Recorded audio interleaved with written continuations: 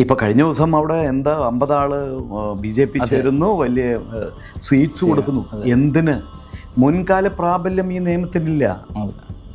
മാത്രമല്ല ഇത് കോടതിയിൽ ചോദിച്ചപ്പെടും. കാരണം സുരേഷ് ഗോപി ഇവിടെ കൊച്ചി വിമാനത്താവളത്തിൽ വന്ന സമയത്ത് പത്രക്കാരുടെ ചോദ്യങ്ങളുണ്ടായിരുന്നു. വളരെ രൂക്ഷമായിട്ട് അദ്ദേഹം പ്രതികരിച്ചു. വാസ്തവത്തിൽ ഇവിടെ മുനമ്പത്തെ സമരവുമായിട്ട് ബന്ധപ്പെട്ട ആളുകൾക്ക് വലിയ ആഹ്ലാദത്തിലാണ്. അവരെന്തോ വലിയ നേട്ടം ലഭിച്ച പോലെയുള്ള ആഹ്ലാദം പങ്കുവെക്കുന്നു.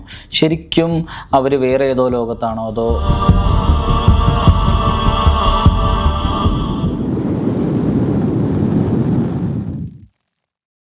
ഏവർക്കും നിലപാടിലേക്ക് സ്വാഗതം. NCPയുടെ സംസ്ഥാന അധ്യക്ഷൻ ശ്രീ NA മുഹമ്മദ് കുട്ടിയാണ് നമ്മോടൊപ്പം ചേരുന്നത്. സാർ നമസ്കാരം. നമസ്കാരം. ഇവിടെ വഖഫ് ബില്ലാണല്ലോ ഈ കഴിഞ്ഞ വാരത്തെ ഏറ്റവും പ്രധാനപ്പെട്ടൊരു വിഷയം. വഖഫ് ബില്ല് 2 സഭകളിലും പാസ്സാക്കി. അത് രാഷ്ട്രപതിയുടെ ഒരു അംഗീകാരത്തിന് വേണ്ടി കാത്തിരിക്കുകയാണ്. കേന്ദ്ര സർക്കാരും സംഘപരിവാറും BJP ഒക്കെ എന്താണ് ഈ ബില്ലിലൂടെ ഉദ്ദേശിക്കുന്നത്? ഇതിലൊരു കാര്യം നമ്മൾ മനസ്സിലാക്കേണ്ടത്, ഈ ബില്ല് വളരെ ആലോചിച്ച് തയ്യാറാക്കിയ ഒന്ന് തന്നെയാണ്. ഇതിലെ മുസ്ലിം സമുദായത്തിന് മാത്രമല്ല ഈ ബില്ലിലൂടെ ദോഷം വരാൻ പോകുന്നത്. ഇവിടെ അതിന് ഏറ്റവും വലിയ ഉദാഹരണമാണ് കഴിഞ്ഞ ദിവസം ഈ ഉത്തരേന്ത്യൻ സംസ്ഥാനങ്ങളിൽ നിന്നുള്ള ചില ഒരു BJPയുടെ ഇതിലും ബജ്രംഗളുടെ ഇതിലും വന്നിട്ടുള്ള ചില അഭിപ്രായങ്ങളും ആവശ്യങ്ങളും ഉയർന്നിട്ടുണ്ട്. അതായത് ഇന്ത്യയിൽ ഏറ്റവും കൂടുതൽ ലാൻഡ് ഉള്ളത് സെൻട്രൽ ഗവൺമെൻറ്റിനാണ്, മിക്കവാറും റെയിൽവേക്കാണ്, റെയിൽവേയുടെ ഇതിലും മറ്റും. അത് കഴിഞ്ഞാൽ പിന്നെ വരുന്നത് ക്രിസ്ത്യൻ കമ്മ്യൂണിറ്റിക്കാണ്. അവരുടെ ചർച്ചുകളും കോളേജുകളും ഇൻസ്റ്റിറ്റ്യൂഷൻസും കത്തോലിക്ക സഭയ്ക്കാണ് ഏറ്റവും കൂടുതൽ. അത് കഴിഞ്ഞിട്ട് മാത്രമേ ഈ പറയുന്ന വഖഫ് ബോർഡിൻ്റെ കീഴിൽ വരുന്നുള്ളൂ. അതും ഏറ്റവും കൂടുതൽ UPയിലാണ്. അപ്പം അങ്ങനെ വരുമ്പോൾ അവർ പറഞ്ഞിരിക്കുന്നു 99 വർഷം ഉള്ള ബ്രിട്ടീഷ് കാലത്ത് ഇത്തരം മിഷണറീസിന് കൊടുത്തിട്ടുള്ള ലീസ് 99 ഇയേഴ്സും 90 ഇയേഴ്സൊക്കെയാണ്. അത് കഴിഞ്ഞു പലതിൻ്റെയും. അതുകൊണ്ട് അതെല്ലാം തിരിച്ചെടുക്കണമെന്ന് പറഞ്ഞിട്ടുണ്ട്. അപ്പം ഇന്ന് ഞാൻ നാളെ നീ എന്നാണ്.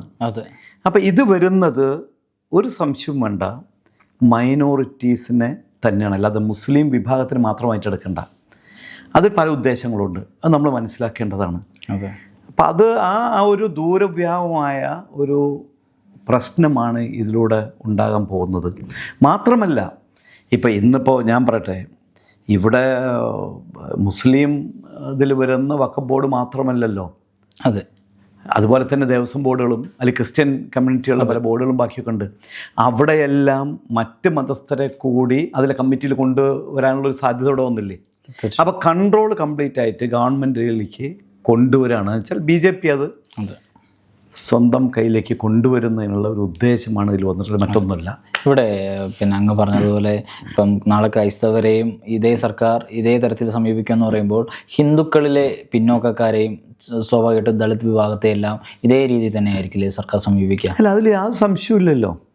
ഇവിടെ അവരുടെ വോട്ട് മാത്രം മതി, വോട്ടിന് വേണ്ടിയുള്ളൊരിത് മാത്രമാണത്. അല്ലാതെ അവരെ ഈ ഏതെല്ലാം വിഭാഗങ്ങളുണ്ടെങ്കിൽ തന്നെ അവരൊന്നും കാര്യമായിട്ട് ഗവനിക്കുന്നില്ലല്ലോ. അവരുടെ എല്ലാ അവകാശങ്ങളെല്ലാം പിടിച്ചെടുക്കുന്നതിലേക്കാണല്ലോ പോകുന്നത്. മുന്നോക്ക സമുദായത്തിൻ്റെ ഇതിലേക്ക് മാത്രമായിട്ടുള്ള ഒരു ഇതിലാണ് BJP പോകുന്നത് തന്നെ. ഇവിടെ മുനമ്പത്തെ സമരവുമായിട്ട് ബന്ധപ്പെട്ട ആളുകൾക്ക് വലിയ ആഹ്ലാദത്തിലാണ്.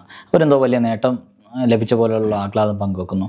ശരിക്കും അവർ വേറെ ഏതോ ലോകത്താണോ അതോ ഈ സർക്കാർ അവർക്ക് വേണ്ടതൊക്കെ ചെയ്തു കൊടുത്തോ? അവർ വഞ്ചിക്കപ്പെട്ടില്ലേ? അവർ വഞ്ചിക്കപ്പെട്ടു എന്ന് മാത്രമല്ല, നമ്മൾ ചൊല്ലേണ്ട നാട്ടിൽ കിണറ്റിലിറക്കി കോണി എടുത്തുകൊണ്ട് പോയി എന്ന് പറയും. ആ കിണറ്റിൽ അവർ പെട്ടു. ഇപ്പോൾ കഴിഞ്ഞ ദിവസം അവിടെ എന്താ 50 ആള് BJP ചേരുന്നു, വലിയ സീറ്റ്സ് കൊടുക്കുന്നു. എന്തിന്? മുൻകാല പ്രാബല്യം ഈ നിയമത്തിനില്ല. മാത്രമല്ല ഇത് കോടതിയിൽ ചോദിച്ചപ്പെടും. കാരണം കോൺസ്റ്റിറ്റ്യൂഷണലായിട്ടുള്ള ചില നിയമങ്ങളെ മറികടന്നുകൊണ്ടുള്ള ഒരു നിയമത്തിനും നിലനിൽക്കാൻ പറ്റില്ല. ഭരണഘടനയുടെ അതനുസരിച്ചിട്ടുള്ള നിയമം ഉണ്ടാക്കാൻ പറ്റുള്ളൂ. ഇതൊന്നും പാലിക്കാതെ ഓൾറെഡി കോടതിയിൽ പോയി കഴിഞ്ഞു, സുപ്രീം കോടതിയിൽ ഓൾറെഡി കേസ് ഫയൽ ചെയ്ത് കഴിഞ്ഞു. അപ്പോൾ അവർ യാതൊന്നിലും നേടിയിട്ടില്ല. വാസ്തവത്തിൽ ഇത് പൊളിറ്റിക്കൽ അജണ്ടയായിട്ടാണ് എല്ലാവരും കൈകാര്യം ചെയ്തിട്ടുള്ളത്. ഗവൺമെൻറ് അടക്കം ഇടതുപക്ഷത്തിന് അല്ലെങ്കിൽ ഗവൺമെൻറ് തീരുമാനമെടുക്കാമായിരുന്നു. ഇത്ര കമ്മീഷന് അപ്പോയിൻറ്റഡ് ആവശ്യമില്ല. അവർക്ക് 5 ഏക്കർ കൂടുതലുണ്ടെങ്കിൽ 450 ഏക്കർ ഉണ്ടെന്നുണ്ടെങ്കിൽ അത് വെച്ചുകൊണ്ട് തന്നെ ആ കൂടുതൽ ലാൻഡ് തിരിച്ചു പിടിക്കാവുന്നതാണ്. മാത്രമല്ല വഖഫ് ചെയ്ത ഭൂമി വഖഫിൽ നിന്ന് പുറത്ത് പോയിക്കൊണ്ട് അങ്ങനൊരു ഇത് നടത്തുമ്പോൾ വഖഫ് ബോർഡിൻ്റെ ഒരു അനുവാദം ഇല്ലാതെയാണ് ചെയ്തിട്ടുള്ളത്.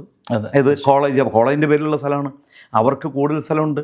ആ സ്ഥലത്തിൻ്റെ പേരിൽ തന്നെ ഇത്തരം സ്ഥലങ്ങൾ ഗവൺമെൻറ് പിടിച്ചെടുത്തുകൊണ്ട് ഇതിൽ വേണ്ടതെന്താണെങ്കിൽ കൃത്യമായി അവിടെ സ്ഥലം വാങ്ങിച്ച് വീട് വെച്ച് താമസിക്കുന്നവർക്ക് സർക്കാർ പട്ടയം കൊടുക്കണം. ആ ഭൂമി അങ്ങ് ഏറ്റെടുത്താൽ സർക്കാർ ഏറ്റെടുത്തുകൊണ്ട് അതിൽ ജെന്യൂൻ ആയിട്ടുള്ള ആൾക്ക് കൊടുക്കാം, ബാക്കിയുള്ള സ്ഥലം സർക്കാരിൻ്റെ ഇരിക്കും. അതിന് സർക്കാർ മുതിരാതെ, ഇതൊരൊറ്റ ദിവസം കൊണ്ട് ചെയ്യാൻ പറ്റുന്ന കാര്യമാണ്, മുതിരാതെ ഇതിട്ട് നീട്ടിക്കളിക്കുകയാണുള്ളത്. ഒപ്പം BJP ആ കലക്കവെള്ളത്തിൽ മീൻ പിടിക്കാനും പോയി. എന്നിട്ടെന്താ, അവർ രക്ഷിച്ചിട്ടുണ്ടോ? ഇതിൽ മറ്റൊരു പ്രശ്നം കൂടി വരുന്നുണ്ട്. ഇതിന് മുൻകൈ എടുത്തുകൊണ്ട് ഇതിനെ സഹായിക്കണം, ഈ വഖഫ് ബില്ലിനെ പാസ്സാക്കണം എന്ന് പറഞ്ഞുകൊണ്ട് ഒരു സഭയുടെ നേതൃത്വത്തിൽ തന്നെ MP-മാർക്ക് ലെറ്റർ കൊടുക്കുകയാണ്. അത് തെറ്റാണ്. ഒരു മതവിഭാഗത്തിലുള്ള ആളുകൾ ഒരിക്കലും അത്തരത്തിൽ സ്വാധീനിക്കുന്നതിന് ലെറ്റർ കൊടുക്കാൻ പോലും പാടില്ല. അപ്പോൾ അവിടെ നടന്നുള്ളതെല്ലാം തെറ്റാണ്. അത് മനസ്സിലാക്കി വരുമ്പോഴേക്കും ഇവർക്ക് ബോധ്യപ്പെടും അവരുടെ കയറി വരാനുള്ള കോണി പോലും എടുത്തുപോയി കിണറ്റിലാണ് എന്നുള്ള ബോധ്യത്തിലേക്ക് അവർ വരും. അത് വരാമോ എന്ന് സതീശൻ വളരെ വ്യക്തമായിട്ട് അതിനെപ്പറ്റി പറഞ്ഞിട്ടുണ്ട്. ഇവിടെ എളുപ്പമാണ്, വളരെ സിമ്പിളായിട്ടുള്ള കാര്യം ഗവൺമെൻറ് ചെയ്യാൻ പറ്റുന്നുള്ളൂ. ഗവൺമെൻറ് അത് ചെയ്യേണ്ടതാണ്. ഇവിടെ ഗവൺമെൻറ് ഇവിടെ എന്തായാലും ഈ സാഹചര്യം മുതലെടുക്കുന്നത് BJP ആണ്, സംഘപരിവാറാണ്. അപ്പോൾ ഗവൺമെൻറ് സംസ്ഥാന സർക്കാർ ഇത് ചെയ്യാതെ വരുമ്പോൾ ആരെയാണത് സഹായിക്കുന്നത്? അതൊരു ബോധപൂർവമായ സഹായമാണോ? അല്ല, ഞാൻ പറഞ്ഞല്ലോ, ഈ കലക്കവെള്ളത്തിൽ മീൻ പിടിക്കുക എന്നുള്ളതിന് കുറേ പ്രശ്നങ്ങൾ ഉണ്ടാക്കി നടക്കാതെ വരുമ്പോൾ സർക്കാരിൽ ഇറങ്ങി ഞങ്ങൾ സഹായിച്ചു എന്ന് പറയുന്നതിന് അതും മറ്റൊന്നിലേക്കുള്ള മുതലെടുപ്പ് തന്നെയാണ്. ഇതിന് സൊല്യൂഷൻ അത് മാത്രമേ ഉള്ളൂ, മറ്റൊരു സൊല്യൂഷൻ ഇതിലില്ല. നമ്മളിപ്പോൾ ഇത്തരം വിഷയങ്ങളെ പറ്റി സംസാരിക്കുമ്പോൾ എനിക്ക് മറ്റൊരു കാര്യം പറയാനുള്ളത് എന്താണെങ്കിൽ, ഇപ്പോൾ കഴിഞ്ഞ ദിവസം സുരേഷ് ഗോപി ഇവിടെ കൊച്ചി വിമാനത്താവളത്തിൽ വന്ന സമയത്ത് പത്രക്കാരുടെ ചോദ്യങ്ങളുണ്ടായിരുന്നു. വളരെ രൂക്ഷമായിട്ട് അദ്ദേഹം പ്രതികരിച്ചു. വാസ്തവത്തിൽ ആരും അത്തരത്തിൽ ഇതൊരു കച്ചവടമാണ്, ബിസിനസ്സാണ് എന്ന നിലയ്ക്കുള്ളൊരു വാക്ക് ഒരാളും ഇന്നേ ഒരു അത്തരത്തിൽ പ്രതികരിച്ചിട്ടില്ല. സത്യത്തിൽ അതല്ലേ? ഞാൻ ചോദിക്കട്ടെ, ഇപ്പോൾ മോഹൻലാൽ എന്ന വ്യക്തി ഫാൽക്കൻ്റെ ചെയർമാൻ ആയിരുന്നുണ്ട്. എനിക്ക് കുറേ വർഷങ്ങളായിട്ടുള്ള അദ്ദേഹമായിട്ടുള്ള ഈ പറയുന്ന ചെയർമാൻ ആയിരിക്കുമ്പോൾ അവരെപ്പോഴും പല മീറ്റിങ്ങുകൾ കണ്ടും അത്തരം പരിചയം ഇതൊക്കെ ഉണ്ട്. അപ്പോൾ അദ്ദേഹത്തിൻ്റെ ഇത്തരത്തിലുള്ള BJPയുടെയും മറ്റുള്ള രാഷ്ട്രീയ പാർട്ടികളുടെയും നേതാക്കന്മാരുമായിട്ടുള്ള ബന്ധങ്ങളെക്കുറിച്ച് വളരെ വ്യക്തമായി അറിയുന്ന ഒരാളാണ് ഞാൻ. ഈ കാര്യങ്ങൾ മനസ്സിലാക്കാതില്ല. ആന്റണി പെരുമ്പാവൂർ വളരെ വ്യക്തമായിട്ടൊരു കാര്യം അതിൽ പറഞ്ഞിട്ടുണ്ട്. അതായത് കഥ ഞങ്ങൾക്ക് എല്ലാവർക്കും അറിയാം, എല്ലാവരും അറിഞ്ഞുകൊണ്ട് തന്നെയാണ് ചെയ്തിട്ടുള്ളത്, അല്ലാതെ ഇതങ്ങനെ തെറ്റുപറ്റിയതല്ല എന്നുള്ളത് ആന്റണി പെരുമ്പാവൂരിൻ്റെ സ്റ്റേറ്റ്മെൻറ്റ് വന്നിട്ടുണ്ട്. എന്ന് വെച്ചാൽ എല്ലാവരും അറിഞ്ഞുകൊണ്ട് തന്നെ ചെയ്തിട്ടുള്ളതാണ് ഇത്. BJPക്കും ഇത്തരത്തിൽ ഈ ഒരു സിനിമയെക്കുറിച്ചുള്ള എല്ലാ ധാരണകളും ഉണ്ട്. എന്നിട്ട് കച്ചവട ലാക്കോടെ തന്നെയാണ് ഒരു പ്രശ്നമുണ്ടാക്കിക്കൊണ്ട് അതിൽ ഒരാളും ആവശ്യപ്പെടാതെ കേരളത്തിൻ്റെ ചരിത്രത്തിൽ ആദ്യമായി 24 വെട്ട് സ്വയം വെട്ടിക്കൊണ്ട് മാറ്റങ്ങൾ വരുത്തുന്നത്. അതിൽ കുറ്റപ്പെടുത്തൽ ആരെയാണ്? മോഹൻലാലിനെ കുറ്റപ്പെടുത്തിയില്ല. അപ്പോൾ നമ്മൾ മനസ്സിലാക്കേണ്ടതാണെങ്കിൽ സുരേഷ് ഗോപി പറഞ്ഞാണ് ഇത് ബിസിനസ്സല്ലേ എന്ന അവസാനം അദ്ദേഹം പറയുന്നുണ്ട്. ആദ്യം ചൂടായിട്ട് ഈ ചോദ്യങ്ങൾക്ക് പറഞ്ഞെങ്കിലും. അപ്പോൾ ബിസിനസ്സിന് വേണ്ടി ഇത്തരത്തിൽ അറിഞ്ഞുകൊണ്ട് പ്രവർത്തിച്ചിട്ടുള്ളതാണ് ഇത് എന്ന് വളരെ വ്യക്തമാണ്. ഇതിനെക്കുറിച്ച് എൻ്റെ ബലമായ സംശയം BJPയിലെ ഇന്ന് എതിർക്കുന്ന പല നേതാക്കൾക്കും ഇതിനെക്കുറിച്ച് അറിയാം എന്ന് തന്നെയാണ്. 2 ഉദ്ദേശമിൽ നടപ്പിലാക്കിയിരിക്കുന്നു. ഒന്ന്, സാമ്പത്തിക നേട്ടം ഇതിൻ്റെ ആളുകൾ നേടുമ്പോൾ BJP അതിലൂടെ ഇത്തരത്തിൽ എന്തെങ്കിലും കൊണ്ടുവന്നാൽ ഞങ്ങൾ അതിനെ വെട്ടുമെന്നുള്ള ഒരു മെസ്സേജ് കൂടി നൽകിയിരിക്കുന്നു. 2 കൂട്ടരും വിജയിച്ചിരിക്കുന്നു. നഷ്ടപ്പെട്ടത് നമ്മളെല്ലാവരുമാണ്, നമുക്കാണ് നഷ്ടം. കാരണം യാഥാർത്ഥ്യങ്ങളെ തുറന്നു കാട്ടുന്ന അത്തരം സിനിമകളെ വെട്ടുമ്പോൾ നമ്മുടെ മനസ്സിലാകുന്ന ഒരു ആഘാതമുണ്ട്. ആ നഷ്ടം നമുക്ക് എല്ലാവർക്കും സംഭവിച്ചിരിക്കും. ഇതാണ് വാസ്തവം. അപ്പോൾ ഇതൊക്കെ രാഷ്ട്രീയമായ ചില കളികളാണ് എന്നാണ് എനിക്ക് ആ സംഭവത്തെ പറ്റി പറയാനുള്ളത്. മുഖ്യമന്ത്രിയുടെ മകൾക്കെതിരെ വീണ്ടും SFIO അവരെ പ്രതി ചേർത്തിരിക്കുകയാണ്. സംസ്ഥാനം ഭരിക്കുന്ന ഒരു മുഖ്യമന്ത്രിയുടെ ഉന്നതമായ സ്ഥാനത്തിരിക്കുന്ന ഒരാളുടെ മകൾക്കെതിരെ ഇത്തരത്തിലൊരു കേസ് വരുമ്പോൾ ധാർമ്മികതയുടെ പേരിൽ രാജിവെച്ചു. ഇപ്പോൾ നമുക്കറിയാം കോടിയേരിയുടെ വിഷയം, കോടിയേരിയുടെ മകനെതിരെ ആരോപണം വന്നപ്പോൾ അദ്ദേഹം പാർട്ടി സംസ്ഥാന സെക്രട്ടറി സ്ഥാനം രാജിവെക്കുന്നു. ആ വീട്ടിൽ നിന്ന് പോലും മാറി താമസിക്കുന്നു. അന്ന് ചില പാർട്ടി നേതാക്കൾ അന്നൊരു ആവശ്യം ഉന്നയിക്കുകയും ചെയ്തു. ഇന്ന് പിണറായിയുടെ മകൾ അതേ അവസ്ഥയിലാകുമ്പോൾ ആർക്കും രാജിയും വേണ്ട, മറ്റു കാര്യങ്ങളും വേണ്ട. എങ്ങനെ ഇതിനെ നോക്കി കാണുന്നു? അത് ഞാൻ പറഞ്ഞാൽ ഓരോ പാർട്ടികൾക്ക് കാലാകാലങ്ങളിൽ വരുന്ന അപജയത്തിൻ്റെ സൂചന എന്ന് മാത്രമേ അതിനെടുക്കേണ്ട ആവശ്യമുള്ളൂ, അല്ലാതെ യാതൊന്നുമില്ല. അത് ഇപ്പോൾ എനിക്ക് എന്തെങ്കിലും പ്രശ്നം ഉണ്ടായിക്കഴിഞ്ഞാൽ അതിൽ കൃത്യതയോടുകൂടി ഒരു മാന്യതയോട് പെരുമാറണമെന്ന് എനിക്ക് ബോധമുണ്ടെങ്കിൽ ഞാൻ തീർച്ചയായിട്ടും ഇത്തരത്തിൽ പ്രവർത്തിക്കണമെന്നുള്ള എനിക്കുണ്ടാവും. അത് ഒരു പാർട്ടി തന്നെ അതിന് സപ്പോർട്ട് ചെയ്തിട്ട് വരുമ്പോൾ പിന്നെ ചെയ്യേണ്ടതെന്നുള്ളതാണ്. തീർച്ചയായും അതാണ് കാര്യം, മറ്റൊന്നുമല്ല. ഈ കേസിൻ്റെ ഭാവി എന്തായിരിക്കും? അല്ല, ഇതിൽ കാര്യമായിട്ട് ഉണ്ടാകുമ്പോൾ ഇതൊക്കെ പൊളിറ്റിക്കലി മോട്ടിവേറ്റഡ് ആണെന്ന് CPM പറയുന്നുണ്ടെങ്കിൽ അതിലെ കേസ് ഈ സമയത്ത് ഇട്ടുകൊടുന്നൊക്കെ നമുക്കങ്ങനെ കണ്ടുവരും. അല്ലെ ഇതിനു മുമ്പേ തന്നെ SFIക്ക് കൊടുക്കാമായിരുന്നു. പിന്നെ ഇതിൽ ഫൈൻ അടിച്ചാൽ തീരാവുന്ന കേസുള്ളത് ഇതൊക്കെ. ഇപ്പോൾ ഈ കോർപ്പറേറ്റ് ഇതിൽ വരുമ്പോൾ ഇതിനൊക്കെ ഓരോ നിശ്ചിതമായിട്ടുള്ള ഇത്തരം തെറ്റുകളോ ബാക്കിയുണ്ടെങ്കിൽ അതിന് ഫൈൻ അടിക്കാവുന്നതാണ്. പക്ഷേ കേസിൻ്റെ മുഴുവനായിട്ടുള്ള കാര്യങ്ങൾ നമുക്ക് ഇനിയും അത് ബാക്കിയുള്ള എങ്ങനെ പോകുന്നു എന്നുള്ളത് നാം നോക്കേണ്ടതുണ്ട്. അതല്ലെങ്കിൽ ഇതിൽ കുറ്റവിചാരണ നടത്താം, അല്ലെങ്കിൽ ശിക്ഷിക്കാം. പക്ഷേ എന്തായാലും കൂടുതലായും ഇതിൽ ഫൈൻ അടിച്ച് അവസാനിപ്പിക്കാനുള്ള വകുപ്പുകളാണ് അധികം ഉള്ളത്. അതുകൊണ്ട് ഇതിപ്പോൾ എല്ലാവർക്കും കുറേ ഈ പറഞ്ഞ ചാനലുകൾക്ക് ആഘോഷിക്കാൻ ഇത് കിട്ടി. ഇനി അടുത്ത ഇലക്ഷൻ വരുന്നു, ഇലക്ഷനിൽ ഇത് ആഘോഷിക്കും.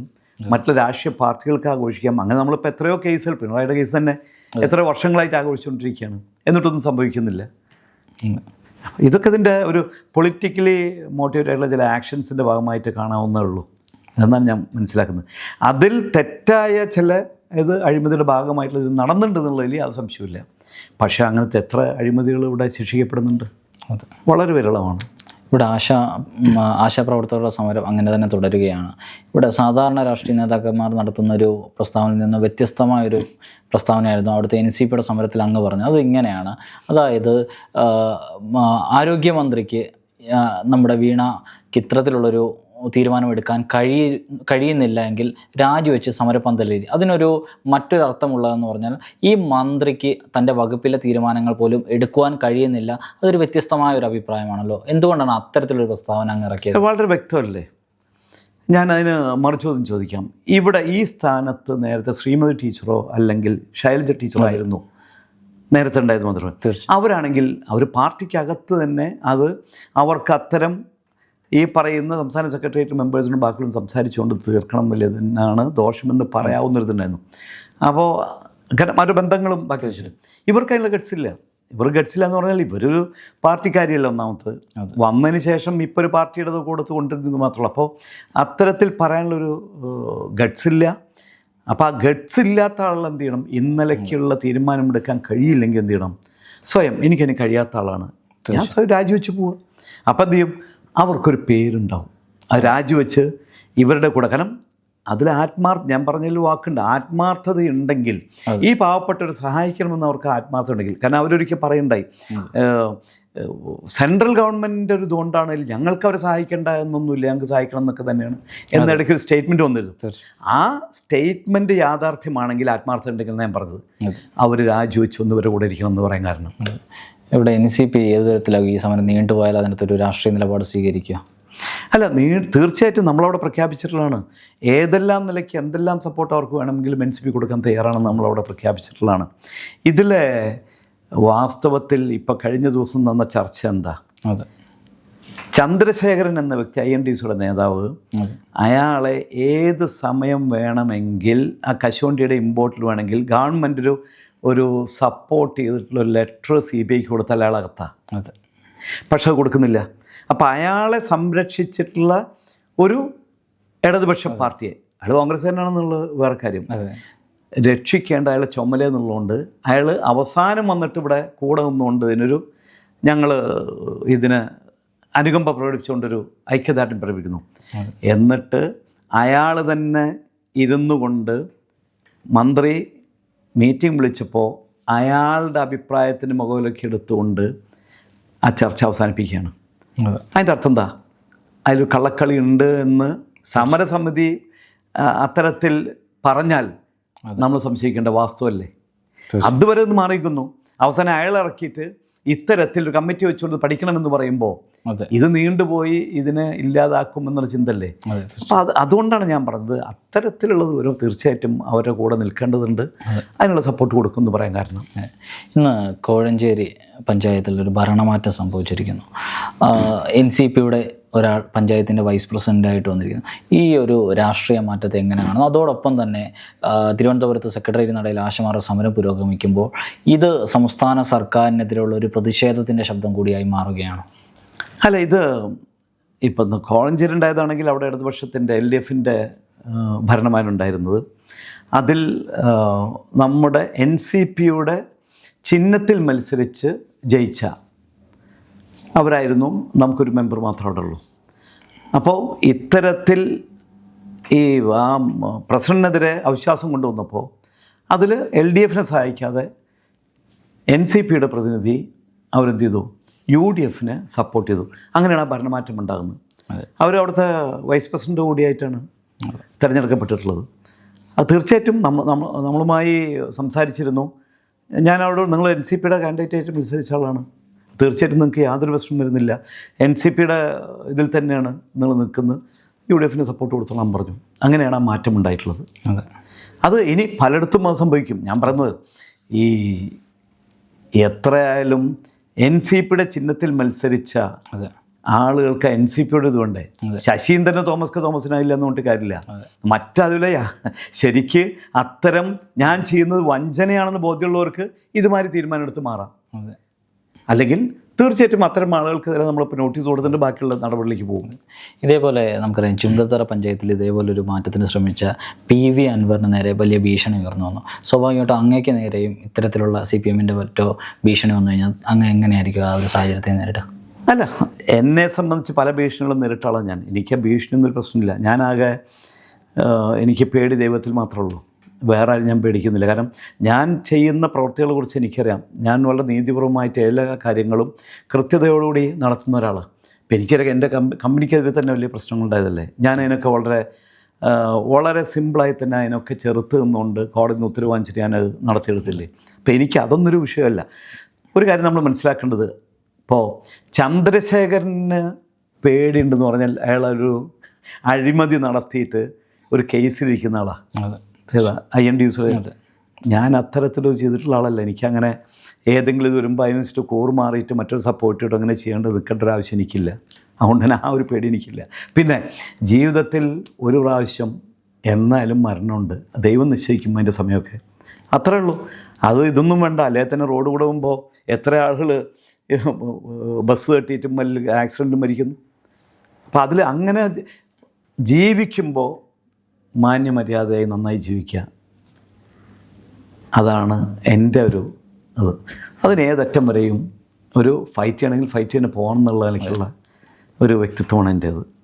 ഇവിടെ ആ പേടിയൊന്നും എനിക്കില്ല. അതെ, ഇവിടെ കഴിഞ്ഞ ദിവസം കൊച്ചിയിലും NCPSൻ്റെ വീണ്ടും മീറ്റിംഗ്, ആ യോഗവും നല്ല ഭംഗിയായിട്ടൊന്നുമല്ല അവസാനിപ്പിച്ചത്. അതിനകത്ത് ഇപ്പോഴും തമ്മിലുള്ള തർക്കങ്ങളോ ആരാണ് കേമൻ എന്നുള്ള തർക്കങ്ങളൊക്കെ നടക്കുമ്പോൾ ഇപ്പുറത്ത് NCPയുടെ സംസ്ഥാന നേതൃയോഗം കഴിഞ്ഞ ദിവസം നടക്കുന്നു. അതിനുശേഷം വിവിധ പോഷക സംഘടനകളുടെ യോഗങ്ങൾ ഓരോരോ ദിവസങ്ങളായിട്ട് നടക്കുന്നു. ഒരു സംഘടന തിരഞ്ഞെടുപ്പിലേക്ക് എല്ലാ രീതിയിലുമുള്ള ശക്തമായിട്ട് മുന്നോട്ട് പോകുമ്പോൾ അപ്പുറത്ത് തങ്ങളാണ് എല്ലാമെന്ന് പറഞ്ഞ ആളുകൾ തകർന്ന് തരിപ്പണമാകുമ്പോൾ ഇതൊരു കാലത്തിൻ്റെ കാവ്യനീതിയായിട്ട് ആണോ തോന്നുന്നത്? ഒരു സംശയമില്ല. എന്തെല്ലാം ചെയ്തുകൊണ്ട് കൂട്ടിച്ചേർത്താലും ഞാൻ പലപ്പോഴും പറയുന്നതാണ്, ഏച്ചു കൂട്ടിയത് മുളച്ച് നിൽക്കുമെന്ന് പറയുന്ന പോലെ അതിന് എത്രമാത്രം കൂട്ടി ചേർക്കാൻ നോക്കിയാലും നടക്കില്ല. അപ്പോൾ അതിന് ചില ഓരോ കാര്യത്തിനും അതിൻ്റേതായിട്ടുള്ള ഇതുണ്ട്. അത് അപ്പുറത്ത് സംഭവിക്കുന്നത് മാത്രമേ ഉള്ളൂ. അത് സംഭവിച്ചേ തീരൂ. നമ്മളെ സംബന്ധിച്ച് ഞങ്ങളിപ്പോൾ ഉപതെരഞ്ഞെടുപ്പിൽ സ്ഥാനാർത്ഥിത്വം കുറിച്ചുള്ള ചർച്ചകളാണ് നടത്തിക്കൊണ്ടിരിക്കുന്നതിന് എല്ലാ പോഷക സംഘടനകളെയും ശക്തിപ്പെടുത്തിക്കൊണ്ട് പാർട്ടിയെയും ശക്തിപ്പെടുത്തിക്കൊണ്ട് ഉള്ള ചർച്ചകളിലേക്കാണ് ഇപ്പോൾ പോയിക്കൊണ്ടിരിക്കുന്നത്. അപ്പോൾ അതിൻ്റെ ഭാഗമായിട്ടാണ് ഇത്രയും മീറ്റിങ്ങുകളും ബാക്കിയെല്ലാം വരുന്നത്. ഇപ്പോൾ നാളെ മലപ്പുറത്ത് ഞായറാഴ്ച മീറ്റിംഗ് വെച്ചിട്ടുണ്ട്. അവിടുത്തെ എങ്ങനെ ഒരു സ്ഥാനാർത്ഥി ആര് നിർത്തണം, ആര് മത്സരിക്കണം എന്നുള്ളതിനെ പറ്റിയിട്ടും ബാക്കിയുള്ളതിൽ ചർച്ച ചെയ്യാനായിട്ട് വെച്ചിരിക്കുകയാണ്. ഇത് വന്നതിന് ശേഷമായിരിക്കും അവിടുത്തെ മത്സരത്തെക്കുറിച്ചും ബാക്കിയുള്ള കാര്യങ്ങളെ പറ്റി നമ്മൾ അവലോകനം നടത്തും. മുമ്പൊരിക്കലൊരു NCPയുടെ സംസ്ഥാന യോഗത്തിൽ എനിക്ക് തോന്നുന്നു സംസ്ഥാന അധ്യക്ഷൻ തിരഞ്ഞെടുപ്പുമായിട്ട് ബന്ധപ്പെട്ട് അദ്ദേഹം അങ്ങ് ആ വേദിയിൽ നിന്ന് ഇറങ്ങി വരികയാണ്. ആ അങ്ങ് പിന്നീട് ആ രാഷ്ട്രീയ പാർട്ടിയുടെ നേതൃത്വത്തിലേക്ക് വരുന്നു. ആ പാർട്ടി ഏറ്റെടുക്കുന്ന സമൂലമായ മാറ്റങ്ങളിലൂടെ ആ പാർട്ടിയെ കേരളത്തിലൊരു മുഖ്യധാര രാഷ്ട്രീയ പാർട്ടിയായിട്ട് കൊണ്ടുവരുന്നു. അപ്പോൾ അന്ന് പടി ഇറങ്ങുന്ന ഒരു സമയത്ത് നോക്കി നിന്ന ആളുകളൊക്കെ ഇന്ന് തകർന്ന് തരിപ്പണമായിരിക്കുന്നു. ഇതിനെയും എങ്ങനെയാണോ നോക്കുക? അതായത് അന്ന് എന്നോട് കാണിച്ചത്, അതായത് ഒരു ഭരണഘടന അനുസരിച്ച് രണ്ടുപേരും മത്സരിക്കുന്നുണ്ടെങ്കിൽ അത് കൃത്യമായ, അതായത് തെരഞ്ഞെടുപ്പിലൂടെ മാത്രം വോട്ടിങ്ങിലൂടെ വേണം നടത്താനുണ്ട്. അതില്ലാതെ കൈ പൊക്കിയിട്ട് ഇത് അപ്പോൾ തന്നെ ഞാൻ അതിനെതിരെ ഇത് തെറ്റാണ് എന്ന് അവിടെ വളരെ കൃത്യമായി പറഞ്ഞുകൊണ്ട് ഇറങ്ങിപ്പോകുന്ന ആളാണ്. എൻ്റെ കൂടെ നിന്ന് ഇറങ്ങി വരും പോലും ആളുകൾ ഉണ്ടായിരുന്നില്ല. ഒത്തിരി പേരുണ്ട് എൻ്റെ കൂടെ, പക്ഷേ അവർക്ക് അതിൽ നിന്ന് ഇറങ്ങിപ്പോരാൻ മാനസികമായിട്ടുള്ള വിഷമങ്ങളുണ്ടായിരുന്നു. ഒരു നേതൃത്വത്തെ എതിർത്തുകൊണ്ട്, അതും പ്രത്യേകിച്ച് ചാക്കോയെപ്പോലുള്ള ഒരാൾ നിൽക്കുന്നിടത്ത് ഇറങ്ങിപ്പോരാൻകൾക്കും പ്രശ്നങ്ങളും ബുദ്ധിമുട്ടായിരുന്നു. പക്ഷേ ഇന്ന് അവരിൽ പലരും ഇറങ്ങി വന്നു കഴിഞ്ഞിരിക്കുന്നു, എൻ്റെ കൂടെ കൂടിയിരിക്കുന്നു. അപ്പം അത് അന്ന് എന്നോട് ചെയ്തത് തെറ്റാണെന്നുള്ള ബോധ്യം അവർക്കുണ്ട്. അതിൽ നിന്നാണ് ഈ മാറ്റം. നമ്മളെപ്പോഴും ശരിയുടെ ഭാഗത്ത് നിന്നാൽ മതി. ശരിയുടെ ഭാഗത്ത് നിന്നാണെങ്കിൽ വിജയം സുനിശ്ചിതമാണ്, ഒരു സംശയവും വേണ്ടായിരുന്നു. ശരിയുടെ ഭാഗത്തു നിന്നാൽ എന്നും രാഷ്ട്രീയ വിജയങ്ങൾ ഉണ്ടാകുമെന്നാണ് NCPയുടെ സംസ്ഥാന അധ്യക്ഷൻ കൂടിയായ ശ്രീ NA മുഹമ്മദ് കുട്ടി പറഞ്ഞു വെക്കുന്നത്. അടുത്ത വാരം വീണ്ടും കാണാം. അതുവരേക്കും നമസ്കാരം. നമസ്കാരം.